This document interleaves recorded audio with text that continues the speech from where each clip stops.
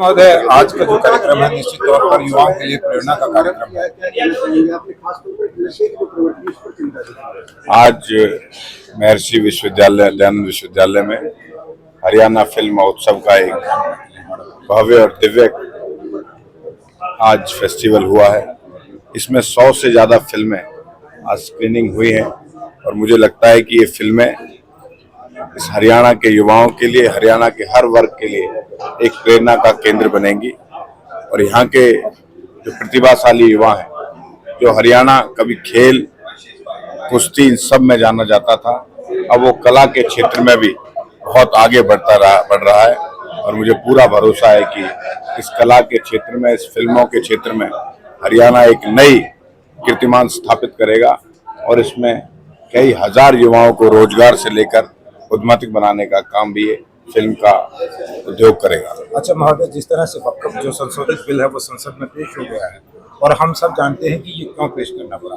इसका एक मेजर जो कारण था वो कि जिस जमीन जो ये है इसके ऊपर कितना अवैध कब्जा है, किसके पास है, वो सर्वेक्षण नहीं हो पाया था। क्या हरियाणा में ऐसी जमीन को चिन्हित किया गया है जिसका सर्वेक्षण हुआ हो या सर्वेक्षण करने जा रही हो सरकार, उसके बारे में क्या कहें? एक ऐतिहासिक बिल केंद्र सरकार लेकर आई है और मुझे लगता है कि ये हर जो वक्फ बोर्ड की जमीन के नाम पर एक घोटाले जो हो रहे थे इस देश भर में, हरियाणा भी उसमें होगा जरूर, स्वाभाविक रूप से। वो चिन्हित करके उनको खाली कराकर समाज के काम के लिए, जिस कामों के लिए वक्फ बोर्ड की जमीन बनी थी उस काम के लिए लिया जाएगा।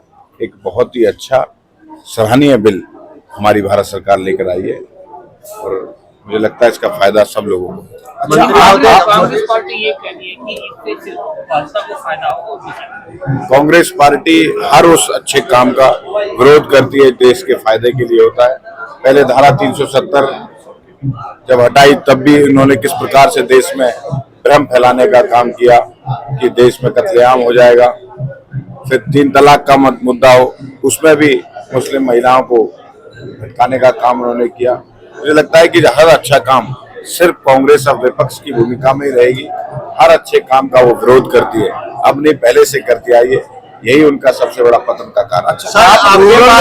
आपके पास खेल मंत्रालय भी है, बहुत से खिलाड़ी इंतजार कर रहे हैं कैश अवार्ड का, जो मेडल लेके आए थे लेकिन अभी तक उनको कैश अवार्ड नहीं। हमने बहुत सारे खिलाड़ियों को कैश अवार्ड दे दिया है। मैं अपने स्पीच में भी कहा था कि 2004 से और 14 तक जब कांग्रेस की सरकार थी तब सिर्फ 38 करोड़ रुपए खिलाड़ियों के लिए खर्च किए गए थे।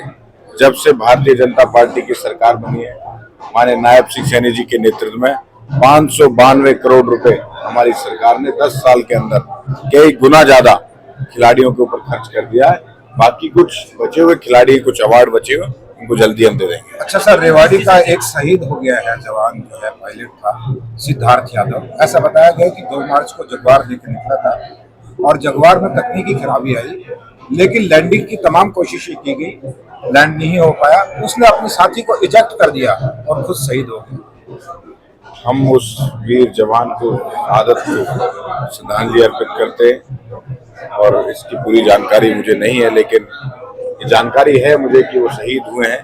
मैं उनको अपनी ओर से, पार्टी की ओर से, मंत्रालय की ओर से उनकी शहादत को श्रद्धांजलि अर्पित। हरियाणा के खिलाड़ियों की तरफ देश देख रहा है, खेल में क्या नया करने जा रही है हरियाणा सरकार? आने वाले समय पर खेल के इंफ्रास्ट्रक्चर हो या फिर पहले जब खिलाड़ी खेलता था तो उसको इंजरी हो जाती थी तो वो छोड़ देता था अपना खेल, लेकिन इस बजट में 20 लाख तक का उनका फ्री मुफ्त बीमा करने का काम सरकार करेगी। और आने वाले समय में मिशन 2036 जिसकी मेजबानी भारत करेगा, उसके लिए इस बजट में 20 करोड़ रुपए का पहला प्रावधान माननीय मुख्यमंत्री जी ने एज ए वित्त मंत्री किया है। आने वाले समय में 1500 के अलावा खेल नर्सरियां खोलकर युवा प्रतिभा को, ग्रामीण प्रतिभा को भी निखारने का काम हो। चाहे जिलों में अखाड़ों को उनकी प्रोत्साहन राशि 50 लाख 30 लाख करने का काम हो। इस प्रकार से बहुत सारे इनिशिएटिव खेल क्षेत्र में। लेकिन रूरल हरियाणा में जो स्टेडियम है, गाँव में जो स्टेडियम बनाए गए थे उनमें घास उगी पड़ी है, कोच नहीं है, उसके लिए कोई बेहतर काम क्यों नहीं? हमारा प्रयास है, अच्छा इंफ्रा है, आने वाले समय पर आपको अच्छी चीजें दिखाई देंगी। हमने खेल नर्सरी के माध्यम से प्रयास किया है हर गांव के खिलाड़ी को उसमें लाकर उनकी प्रतिभा को निखारा जाए। असल एक लास्ट सवाल है, विनेश फोगाट ने जिस तरह से विधानसभा में सवाल उठाया था कि वो जो है समान राशि दी, उसको लेकर नहीं, माननीय मुख्यमंत्री जी ने प्रेस करके ये बताया है, उनको ऑप्शन दिया है 3 नौकरी, HSV का प्लाट और पैसे जो उनकी राशि है सिल्वर, जो माननीय मुख्यमंत्री जी ने कहा था वो उन्होंने कर दिया है। अब उनके ऊपर ऑप्शन है कि वो क्या करती है। ठीक, धन्यवाद।